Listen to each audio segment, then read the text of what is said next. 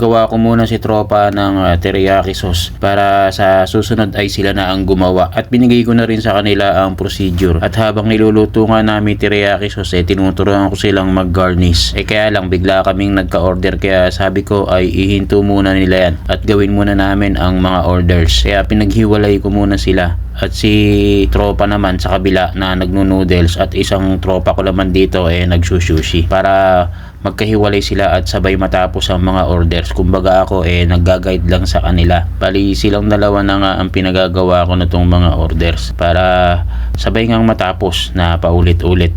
At habang ito naman yung mga tropa ko dire-diretso lang sa paggawa, at habang ako tinitingnan ko na lang kung ano yung mga ginagawa nila at kung tama pa ba, dahil nga kailangan matuto rin sila, kaya hinahayaan ko na. Kumbaga ako guide lang ng guide. Bali ang naging order nga nitong dalawa kong tropa yung katsu salmon roll, pork ball, at saka po indomie noodles. Bali dun si tropa dun sa kabila ginaguide ko pa rin dahil ito nga hindi pa niya ganun kabisado lahat. At ito nga si Ruben kaya naman na niyang mag-isa, kaya naman pagkatapos ng order na yan ay nasundan pa ulit kami ng mga orders. At dahil nga medyo nadami na aming orders, kaya ito natulungan ko na tong dalawa. Bali ako ang nagno-noodles dun at silang dalawa naman ang nagro-roll dito ng sushi, para sabay-sabay kami matapos sa aming mga orders or mga gawain. Bali sinasabi ko na lang dito kay tropa na without crab itong aming mix oramaki na 16 pieces.